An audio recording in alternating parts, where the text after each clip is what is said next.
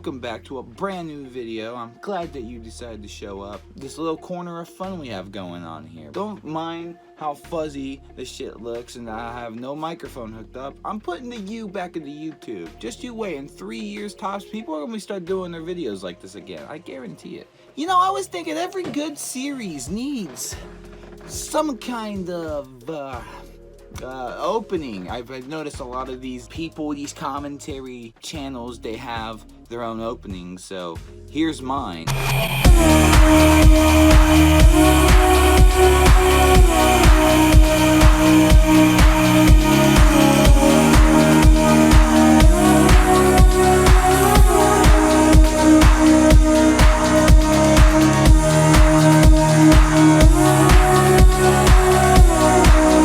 Also, I just want to say, before we get started into today's video, I just want to thank our sponsors, Rage. Just kidding. Boom, we're going to change shirts real quick. Not because I decided to film this part at 12:48 a.m. when I have 5 hours to get to work because I can't sleep. No. But today I do want to talk about something. So even back then, I still wanted to become a main YouTuber, as it were. However, I've had a lot of stuff I worked on. So today we're going to talk about some of the stuff I did as a kid and where it's kind of lead me today. So today we're going to go over some of the old works I used to have when I was a little bit younger, you know, some video ideas and even a game I was working on when I was younger. None of these ideas panned out except for the videos. You know, I was able to dig up some gold right here of my childhood with a notebook which has scripts in it for old videos that I wanted to do when I was younger. If you look at my channel, you may see that it actually started in 2012. And that's because I actually had a bunch of videos on this channel before I took them all down of me starting on this channel. But back then, I used to carry this notebook around with me. I used to write a bunch of scripts in here. I don't know how many have survived. This is very old. I mean, you can tell by the pages, they're all weathering. It's a very old notebook. I've had it. It's going on almost 10 years now. Just this notebook being shoved around in boxes, being tossed around, you know. For some context, when I was younger, as a content creator, I really looked up to him, even still to this day. But I was a really big fan of the Angry Video Game Nerd growing up, that and Nostalgia Critic. So I wanted to make some videos based around sort of that. And well, I got some right here for you. I actually do remember I finished one script, like, entirely. Oh, God. Alright, guys. So, you heard of the Angry Video Game Nerd. You heard of the Nostalgia Critic. Get ready. Oh, my God. I can't believe I'm about to show this. For the Raging Gamer. That's right. I drew that.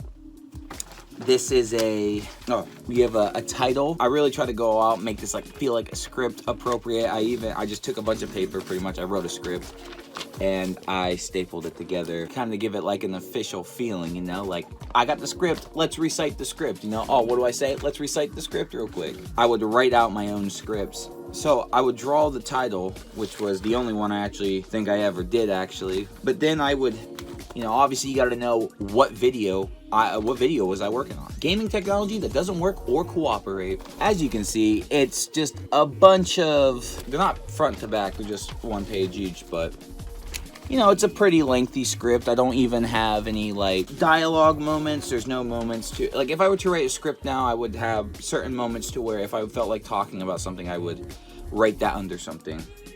Like I'd write my name, then write 2 dots, and then, you know, write out what I say. But this doesn't have that. This is just purely nothing but words spat right after another, no correct punctuation. I think there's one more page, yeah.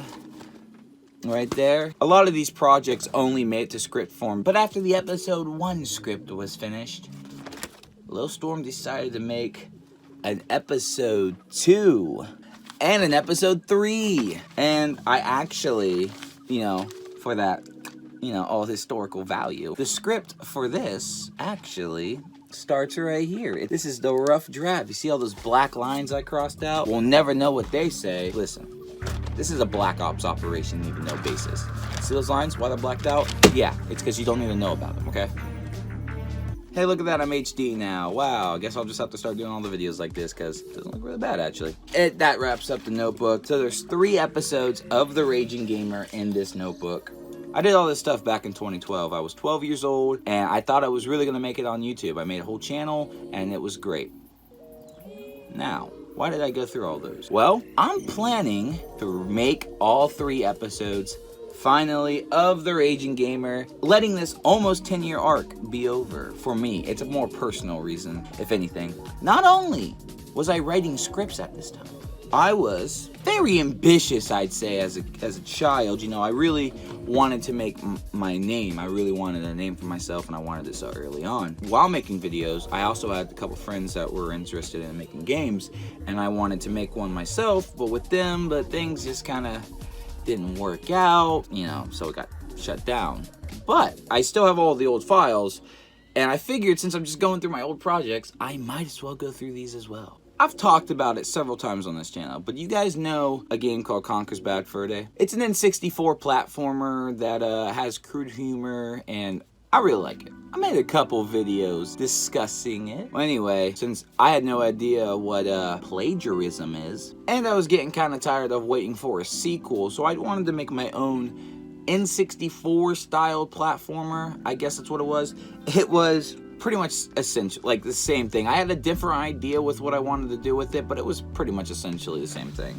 But the character is Stalix the Squirrel. Yeah, look at that. Real cool, like, right? He's got a vest, an acorn hat, a skateboard, and a little hair flip. I also drew him running. And then we got a more finalized design of him. Pretty cool stuff. And as you could probably tell, there is no Stalix the Squirrel game. I guess since the world is cruel, it'll have to stay like that.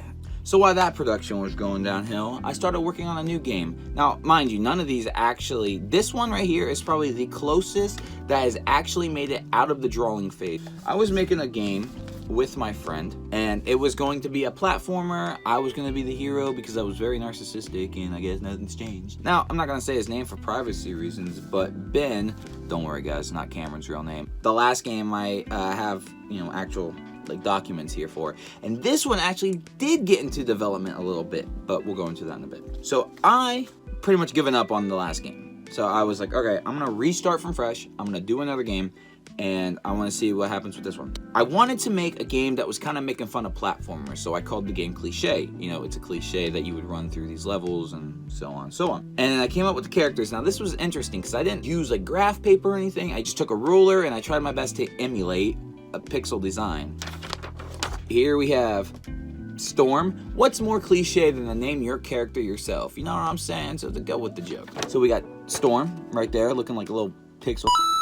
And then we got Presto, which is, you know, just a copy of Navi because it's cliche. Everybody needs a helping hand. I did some move sets, and there's just some notes right here that say the worlds and stuff like that. For this one, I did reach out to Ben asking if he would help me, and he threw together a couple little things, nothing major, nothing even playable, just if anything, just screenshots of stuff. They look like this, and the game was gonna go for this pixel style, but kind of dropped out. I would love to work on some of these games again. I mean, the ideas are still over there. They're still on paper. They're not going anywhere. They're still there, but who knows what the future will bring, right?